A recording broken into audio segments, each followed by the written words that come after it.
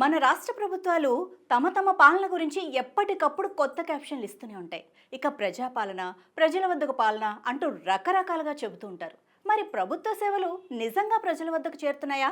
Yes, చేరుతున్నాయి అని చెప్పటానికే పెద్ద example mobile passport service. ఇదేదో వెరైటీగా ఉంది కదూ. ఏంటి, ఎక్కడ అన్న డీటెయిల్స్లోకి వెళ్తే ఎంత టెక్నాలజీ పెరిగినా కూడా పాస్పోర్ట్ సేవలు పొందడం సామాన్యుడికి ఇప్పటికీ కూడా చాలా కష్టమే. ఎందుకంటే జిల్లా కేంద్రాలకు లేదంటే ఓ మాదిరి టౌన్కు వెళ్లాల్సి ఉంటుంది. ఇకపై మారుమూల ప్రాంతాల ప్రజలు కూడా ఈ పాస్పోర్ట్ కార్యాలయాల చుట్టూ తిరగాల్సిన అవసరం లేదు. రోజుల తరబడి నిరీక్షించాల్సిన పని అయితే అస్సలే ఉండదు. కేంద్ర ప్రభుత్వం కొత్తగా ఈ మొబైల్ పాస్పోర్ట్ సర్వీసుల్ని అందుబాటులోకి తెచ్చింది. ఇక సోమవారం అయితే గుంటూరు జిల్లా మంగళగిరిలో VTJM అండ్ IVTR డిగ్రీ కళాశాల ప్రాంగణంలో ఈ మొబైల్ పాస్పోర్ట్ వాహనాన్ని అయితే అందుబాటులోకి తీసుకొచ్చింది.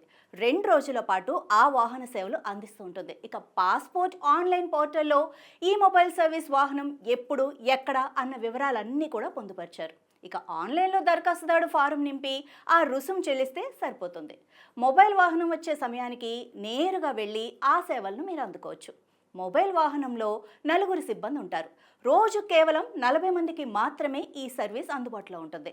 ఇక వ్యక్తుల ధృవపత్రాలు కూడా అక్కడే పరిశీలిస్తారు. ఆ తర్వాత బయోమెట్రిక్, ఫోటో ఇవన్నీ తీసుకొని ఆ పాస్పోర్ట్ నమోదు అనేది ఏ ప్రక్రియ ఉందో అది చేస్తారు. ఇంకా దాని తర్వాత పూర్తి స్థాయి పరిశీలన అనగా వెరిఫికేషన్ ఉంటుంది. ఆ తతంగం పూర్తి కాగానే పోర్టల్ ద్వారా మీ ఇంటికే పాస్పోర్ట్ వస్తుంది. ఈ తరహా వాహన సేవలు ఓ మోస్తారు పట్టణానికి విస్తరిస్తే బాగుంటుంది అని కూడా చాలామంది అంటున్నారు.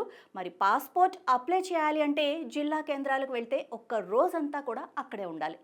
ఇలాంటి సర్వీసులు మరిన్ని తీసుకొస్తే ఇంకా బాగుంటుంది అని సగటు సామాన్యుడైతే మాట్లాడుకోవటం ఆ ఏరియాల్లో కనిపించింది.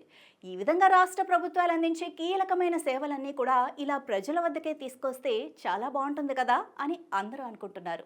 సో కరోనా సమయంలో కూడా మనం ఇలాంటి మొబైల్ సేవలు చూసాం. ప్రజల వద్దకే టెస్టుల కోసం ఆ వాహనాలు వినియోగించేవారు. ఏకంగా ప్రభుత్వ సేవల కోసం వాహనాలను ఉపయోగించడం ఇప్పుడిప్పుడే మనం కూడా చూస్తున్నాం. ఏదైనా ఆ తరహా సర్వీసులు బాగున్నాయి అని కూడా ఆనందం వ్యక్తం చేస్తున్నారు. రేపటి రోజుల్లో ఈ ప్రభుత్వ సేవలు ఈ విధంగా వచ్చినా కూడా మనం ఆశ్చర్యపోనక్కర్లేదు.